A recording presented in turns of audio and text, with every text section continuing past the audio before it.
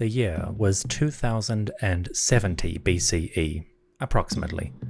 The Old Kingdom was gone, and the new ruling household, the House of Kheti, had established effective control over northern Egypt, but upriver to the south, its power and influence had waned significantly, and the kings of southern and northern Egypt were no longer kings of southern and northern Egypt. Into this vacuum, great and powerful lords would make their own bids for rulership and control of different lands. The most famous of these, and the subject of this episode, is a man called Ankhtyfy. Ankhtyfy, or the One Who Will Live, is a famous lord of the First Intermediate Period. He is best known for his elaborately decorated tomb at a community in the south, and for the extensive biography recorded on the walls of that tomb, which describe Ankhtyfi's territory and rule, his attempts to expand that territory, and his conflicts with neighbouring rulers and communities. Ankhtyfy is a good introduction to the early First Intermediate Period, as royal power over the south broke down and conflict began. It's quite a remarkable story.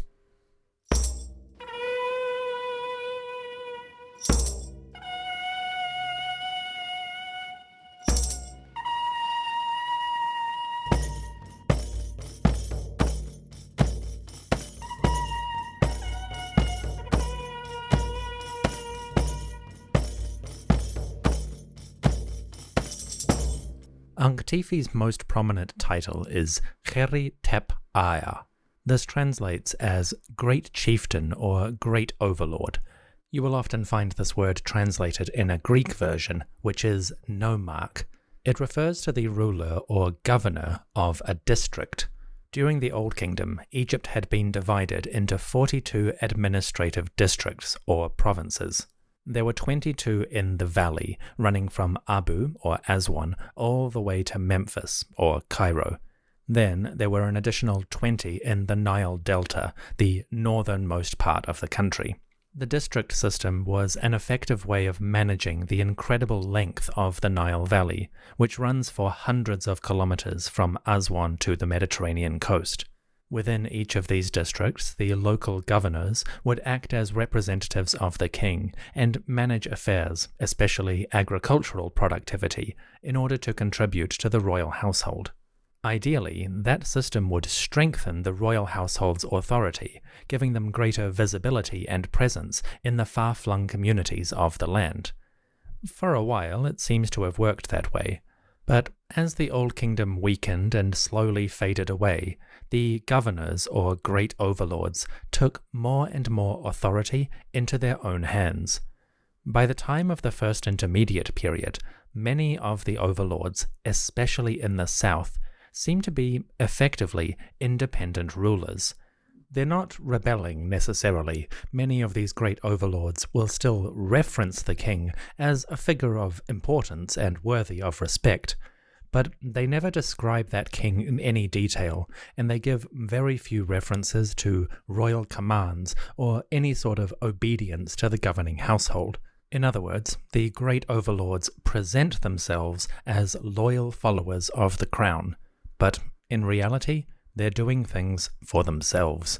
The great overlords, or nomarchs, are one of the most prominent features of the First Intermediate Period. Their actions to govern their provinces, and even their conflicts with one another, help define the disunity of this era. There are many of these great overlords who have left references to their lives, and we're going to meet some of them as our story unfolds.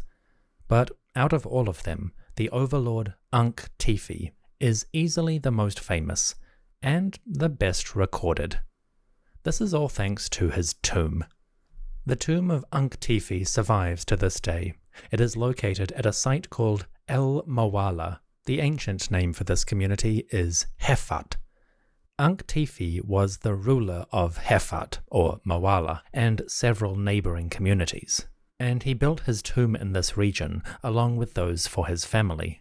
Within that tomb, Ankh-tyfy commissioned elaborate artistic decorations showing the daily life and business of his province.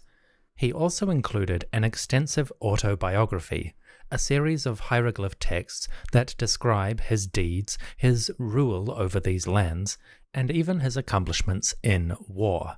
Ankhtyfi is an early source for the conflicts that erupted in southern Egypt during the First Intermediate Period. These seem to have been small-scale wars between the rulers of varying districts. Some of these fights were for territory, attempts to expand power and influence. Others may have been fights over resources, particularly food, or access to the trading routes. And eventually, some of them turned into wars of conquest.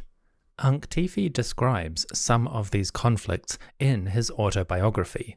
And this is significant because, traditionally, wealthy or powerful Egyptians did not decorate their tombs with images or stories of battle. There are a few examples which we explored in the recent episode about Old Kingdom warfare, but traditionally, wealthy Egyptians would decorate their tombs with scenes of daily life, images of piety, and descriptions of their service to the king or their family. Warfare was extremely rare as a subject, and in the few times where it does appear, it is always external warfare, battles against outsiders and the enemies of the king.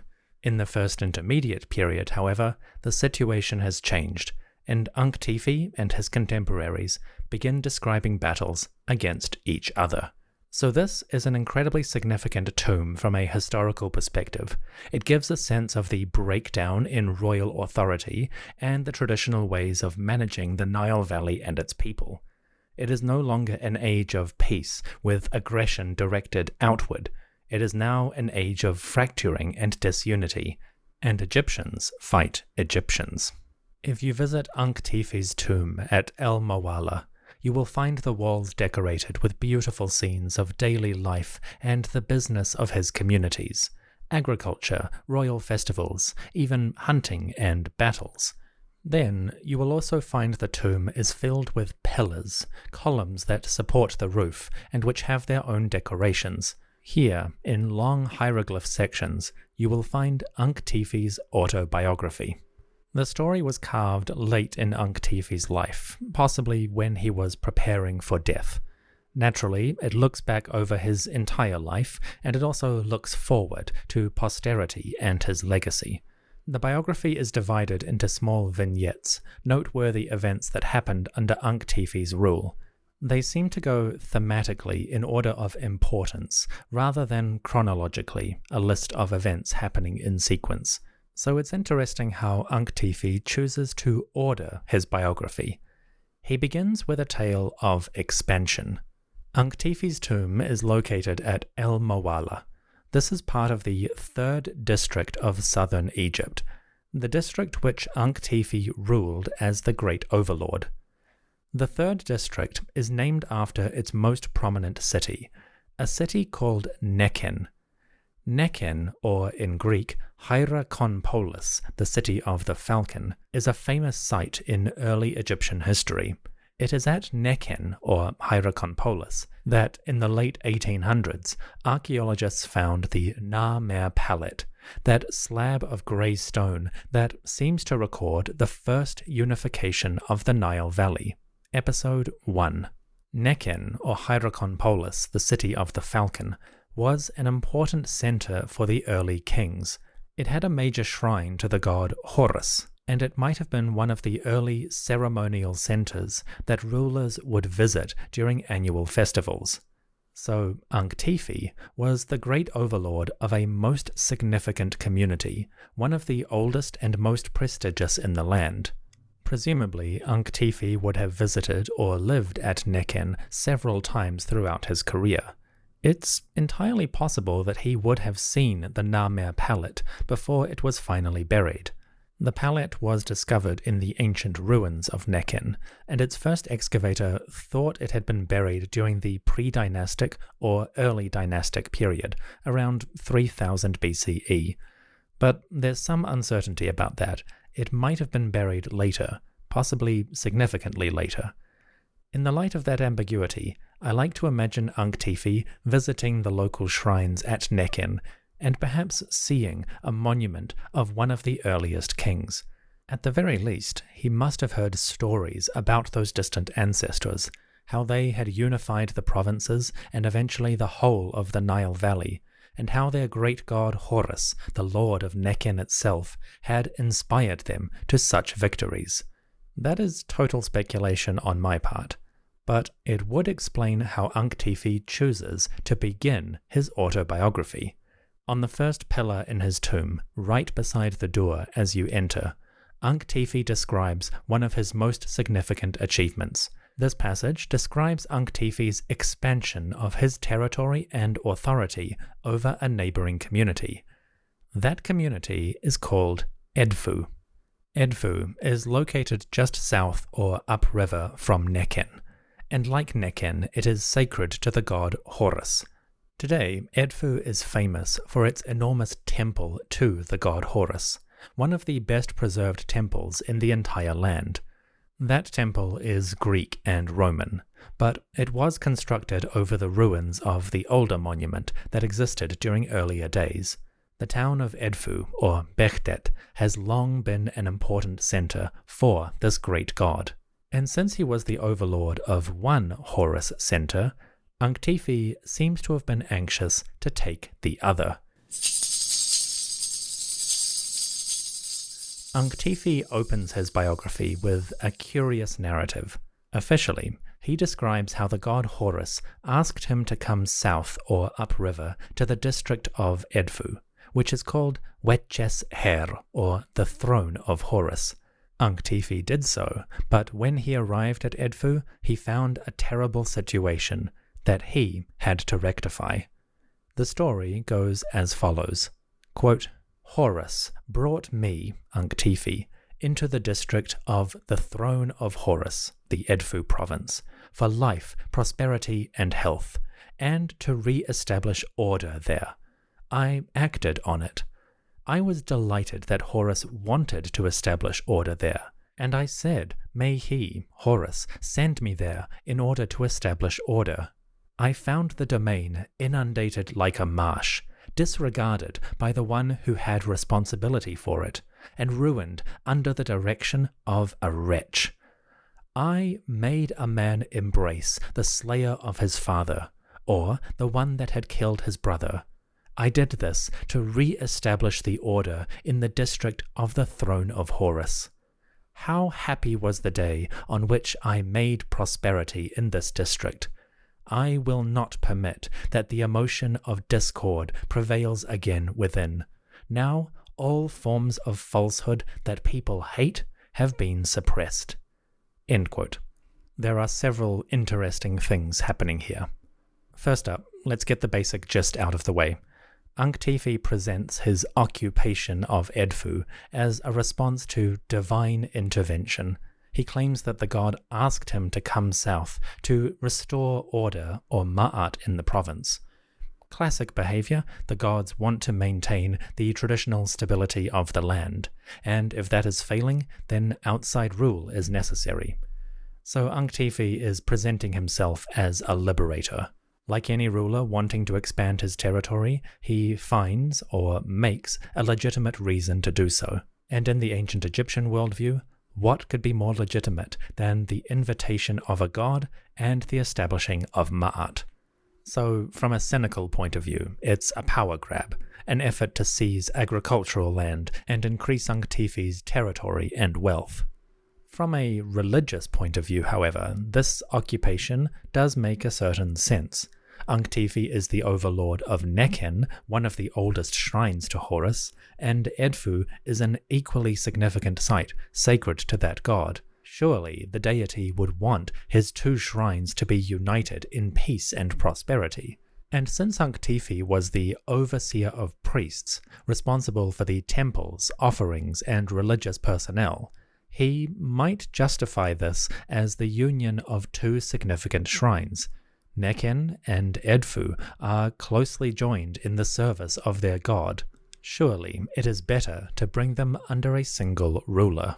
So we shouldn't discount the idea that Ankhtyfi was genuinely sincere in his service to Horus. In the 21st century, it is easy to view these things with great cynicism, given the actions of our own leaders and rulers. But we should always recognize the deep and visible piety of ancient cultures like the Egyptians. It is entirely possible that Ankhtyfi believed he was serving the god. Politically, there might be another way to look at this. Ankhtyfi references the god Horus, but he doesn't specifically call him Horus of Edfu or Cherubechteti. Instead, Ankhtyfi just calls him Horus, using the simple falcon hieroglyph. That might be meaningless, no particular significance, but I do wonder if the reference to Horus is actually an oblique reference to the king in the north. Horus is the god of kingship, and the king himself is fundamentally identified as a living Horus. At the risk of speculating wildly, I do wonder if the king in the north, a member of the House of Keti, had sent a message to Ankhtyfi saying that the district of Edfu was in disorder or lacking a strong ruler, and perhaps encouraging Ankhtyfi to take over that region in greater service to the crown. Ankhtyfi did have some loyalty to the Egyptian ruler, or at least the idea of the king. And as we'll see a bit later, he does record interactions with the government and representatives of that king. So I do wonder if his occupation of Edfu was done with royal blessing, or even royal encouragement. To be clear though, it is just a possibility, and I am not arguing that that is the correct interpretation. I just wonder if his phrasing is hinting at more behind the scenes. Anyway, Ankhtyfi begins his biography with a description of the occupation of Edfu, the district called Wetches Kher, or the Throne of Horus. He claims to have done this to re-establish order and bring prosperity to the region after a period of ruin. Naturally though, this kind of aggressive expansion was going to raise alarms in neighbouring communities. If Ankhtyfi could capture Edfu, or Wetches Kher, so easily and with divine favour, then surely he might go further.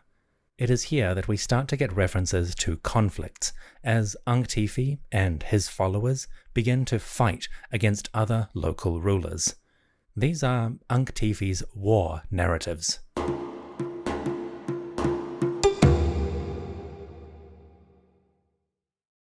On the second pillar of Ankhtyfi's tomb, just to the right of the first, he includes two extended descriptions of fighting and battle with rival rulers. Both of these take place to the north of Ankhtyfi's territory, downriver from his home bases at Nekhen and Edfu. They involve three significant communities and their leaders, all of whom are involved in the fighting on different sides. The first town, closest to Ankhtyfi's territory, is called Iyunu Montu, better known as Armant in the modern day. Armant is a significant community which might be allied with Ankhtyfi, or at least friendly with him. The second town is called Waset, which you may know better as Thebes or modern-day Luxor. That is north or downriver from Armant, further away from Ankhtyfi's land. Then, the northernmost of the three communities is called Gebtu, also known as Koptos in Greek, or Kift in the modern Arabic. From Ankhtyfi's description, the three communities seem to be divided in two camps. Armant appears to be friendly with Ankhtyfi himself, but then Waset, or Thebes, and Gebtu, or Koptos, have formed an alliance against the Armanti ruler. When Ankhtyfi's story begins, the fight is already underway, and Armant calls for help.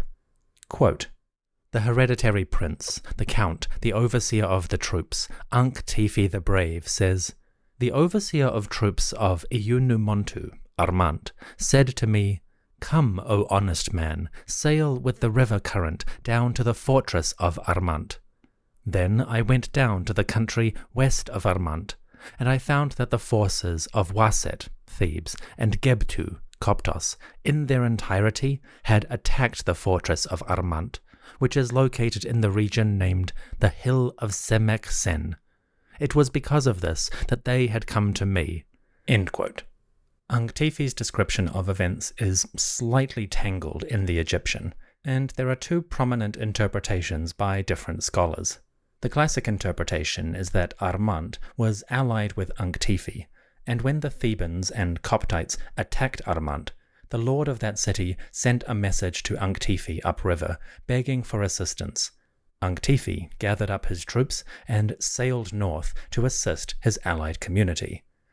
The other interpretation is that this was actually a trap, that by the time the message came to Ankhtyfi, Thebes and Coptos had already captured the city of Armant, and they sent a message in order to entice or challenge Ankhtyfi to face them at this community.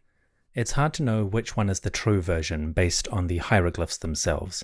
I'll go with the classic interpretation because that is the most straightforward. The second interpretation requires a bit more speculative thinking. That doesn't mean it's wrong, just that it has more variables and potentially more gaps. So we'll go with the classic version. Armant and Ankhtyfi were friendly, or perhaps even allied, and when the northerners from Waset and Gebtu came upriver to attack Armant, Ankhtyfi came to their aid. Naturally, this encounter led to a fight. Quote, "Then my arms were strong there, against them like a harpoon in the nostrils of a hippopotamus in flight. Then I went upstream to demolish their fortresses with the valiant troop of Hefat or Moeller. It is because I am a brave man who does not have an equal." End quote. Ankhtyfi describes the battle next to Armant in metaphorical terms. He compares it to the hunting of a hippopotamus, an extremely dangerous animal that should not be trifled with. But Ankhtyfi's skill is so great that he spears the hippopotamus, he defeats the enemy coalition. Then, having won the first encounter, Ankhtyfi and his troops board their riverboats and continue sailing north, in order to sack or raid the enemy territory and camp. It seems as though Ankhtyfi's soldiers, and perhaps Ankhtyfi himself, came to Armant in the midst of the Theban and Coptite campaign. A fight ensued, and Ankhtyfi was able to triumph in at least a limited capacity. He did not necessarily destroy the Thebans or Coptites, but he did drive them away and relieve the attack on Armant. He celebrates this boastingly. Sometime later, Ankhtyfi launched another military campaign. We do not know when exactly this happened. It could have been immediately after the battle near Armant, or it could have been sometime in the future. Ankhtyfi describes another trip downriver to the north. This time, he goes past Armant, and he enters the territory of the Thebans. Quote, "The Count, the overseer of the troops of the rural area, Ankhtyfi the Brave, says, 'Having gone downstream with my faithful and brave recruits, I landed on the western bank of the district of Waset, or Thebes. The front of my fleet was at the hill of Semeksen, and the rear of my fleet was at the domain of Chemmi. My faithful recruits looked for fighting in the region situated to the west of Waset, or Thebes, but no one dared to come out for fear of them." End quote. Having won the fight at Armant, Ankhtyfi launched a new attack, possibly a grandiose raid into the territory of Waset. Again, this is north or downriver of Ankhtyfi's homeland and also the town of Armant. Ankhtyfi gives us a few geographical references that archaeologists have not identified. There is a place called the Hill of Semeksen and a place called the Domain of Chemmi. Unfortunately, we can't locate these on current evidence, but presumably they are in the region of the modern city of Luxor, maybe somewhere in the hinterland or the farming communities. Anyway, apparently Ankhtyfi's troops entered the Theban territory, spoiling for a fight and ready to attack their enemies. But, for some reason, the Thebans did not come forth from their towns. So the raid did not lead to a battle, at least not right away. So now what? The raid had not led to a military engagement, but since they were spoiling for a fight, Ankhtyfi's soldiers boarded their ships and carried on north, downriver, deeper into enemy territory. Quote, "Then, having gone downstream, I approached the eastern bank of Waset, or Thebes, the rear of my fleet being at the tomb of Imbi, and the front of the fleet being at the meadow of Sagar. We besieged the walls of Sagar after it, the city, had closed its doors in front of us through fear. Then my faithful recruits were transformed into scouts throughout the regions to the west and east of Waset, in their desire to look for the fight, but no one dared to come out for fear of them. It is because I am a brave man who does not have his equal." End quote. No matter where they went, Ankhtyfi's troops encountered no resistance. Or at least, they encountered resistance, but an unwillingness to fight. Enemy troops did not come forth from their towns, and the towns themselves closed their doors. It seems like Ankhtyfi's troops were not prepared for a siege, because they did not attempt to attack these towns. Instead, Ankhtyfi describes his soldiers turning into scouts, that is, ranging to west, east, north, and south all across the district. Ankhtyfi is quite specific in the description of their movements. He says that his warriors went on these scouting missions in the desire to look for the fight, so they weren't ranging around to plunder local communities, although that might have been happening. Instead, it seems like they were actively looking for the enemy. Ankhtyfi presents this as bravado, but you have to imagine there was an element of caution or security here. If the Theban troops were not coming out of their cities, perhaps they weren't even in those cities. Perhaps the Theban army had actually left their territory, and maybe even now they were cutting a path behind Ankhtyfi's warriors in order to attack them unexpectedly, or perhaps even attack their homeland. Ankhtyfi describes all these movements as aggressive and brave, but if you read between the lines, it's clear that he and his troops were trying to reconnoiter the Theban province to gain a better understanding of what was happening and where the enemy was. Again, Ankhtyfi gives a few geographic references, which have not been located by historians or archaeologists. One interesting one is that Ankhtyfi says they came to the tomb of Imbi. We don't know who Imbi was, but presumably he was famous in the Theban region, perhaps a well-known or well-respected ancestor, or just somebody whose tomb was particularly prominent and visible, a local landmark that everyone would know. Ankhtyfi's troops also came to a region, the name of which is burned into the brain of my childhood. They came to a meadow of Sagar, which, for the life of me, I can only pronounce as Sagar. Ankhtyfi's troops even came to a meadow of Sagar, which might be a kind of green hill zone in the region. Presumably they ran around collecting gold rings before finally packing it up and heading home. Basically, the attack on Thebes had become something of a raid. It did not achieve any significant military engagement or change of the status quo. It was a victory in the sense that the Thebans were too afraid to fight, thus demonstrating the great martial strength and fearsomeness of Ankhtyfi's soldiers, that they inspired terror in all of their enemies. But in terms of actually altering the situation, it was a bit of a failure. He doesn't describe how it ended, but presumably Ankhtyfi collected his high score and headed home.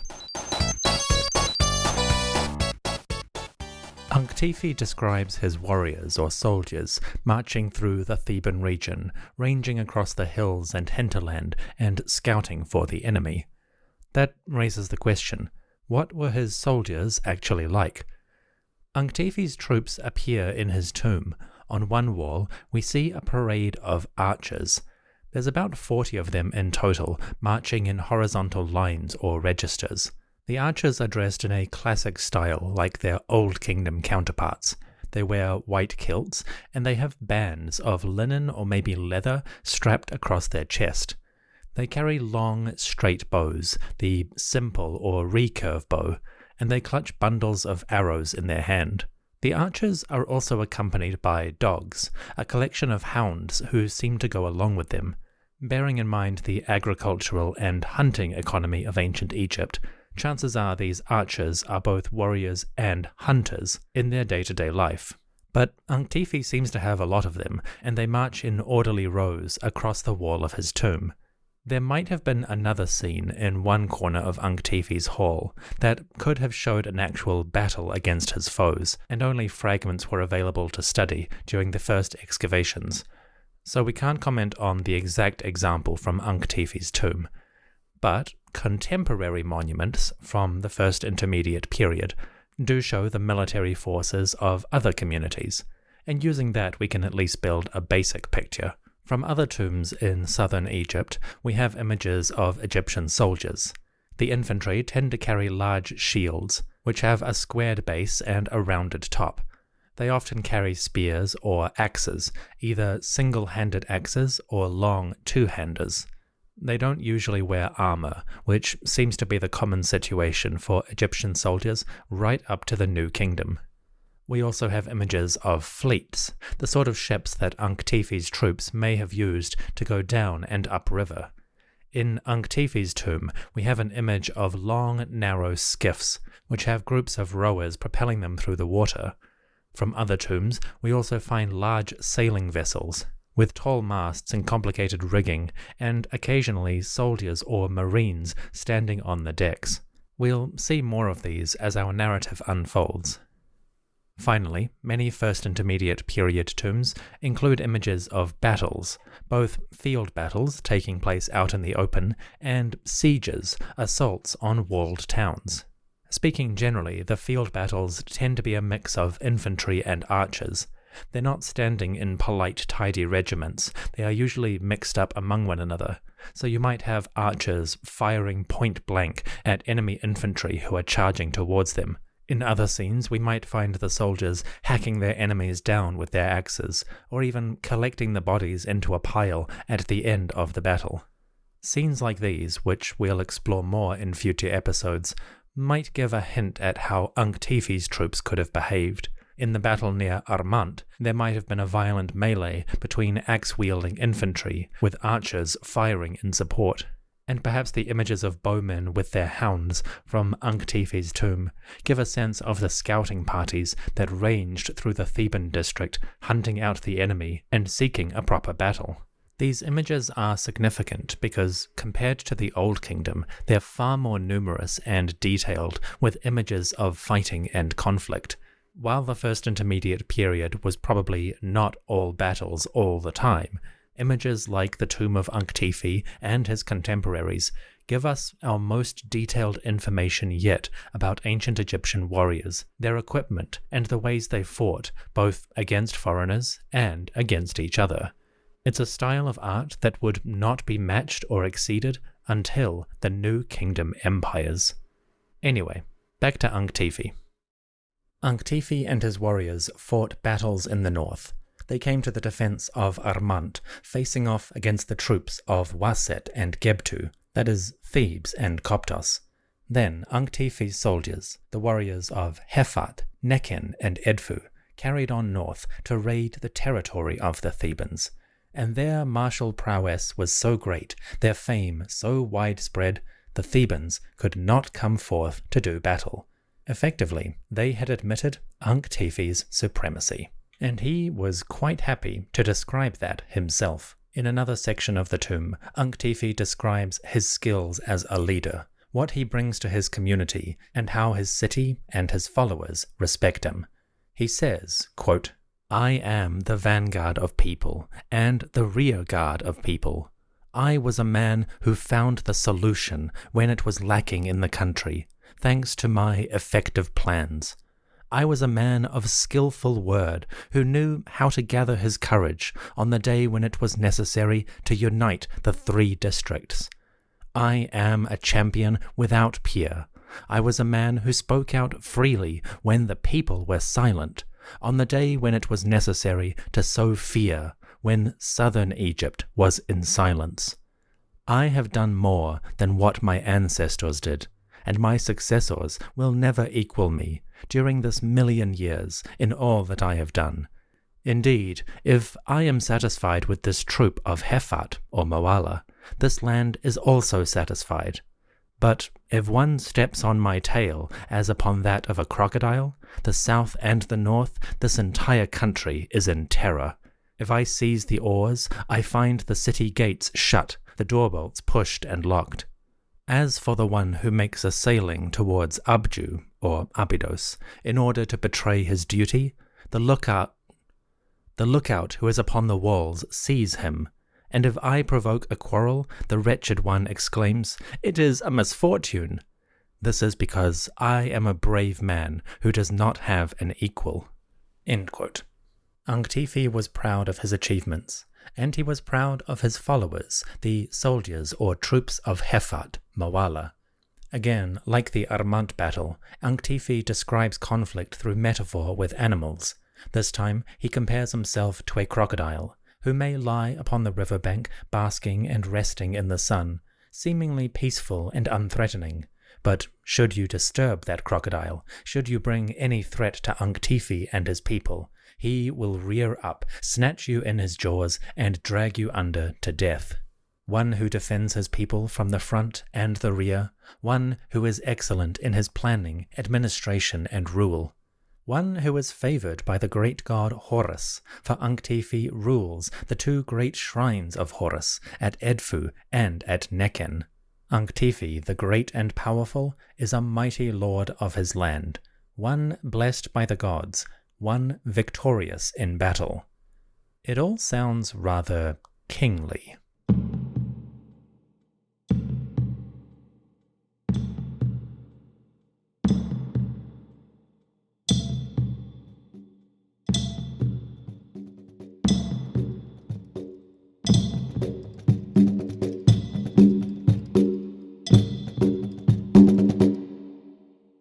Next time, we continue the story of Ankhtyfi, how he governed his land in good times and in bad, how he further expanded his territory until he became a mighty warlord over all of southern Egypt.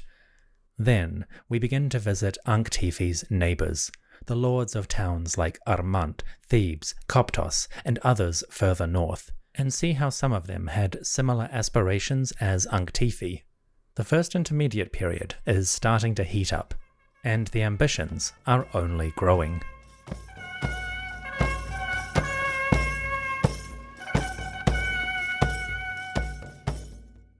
Thank you for listening to the History of Egypt podcast.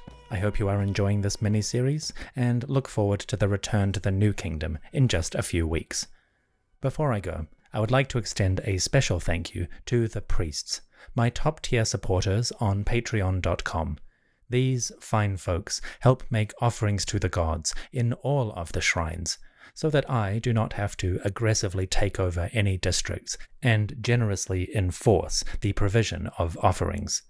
Special thanks must go to Arthur, James, Veronica, Ashley, Nadine, Kyla, Andy and Chelsea, Mycost, Yola, TJ, Terry, Eric, and Linda. Folks, thank you for your generosity. And to you, thank you so much for listening to the History of Egypt podcast. I'll see you soon.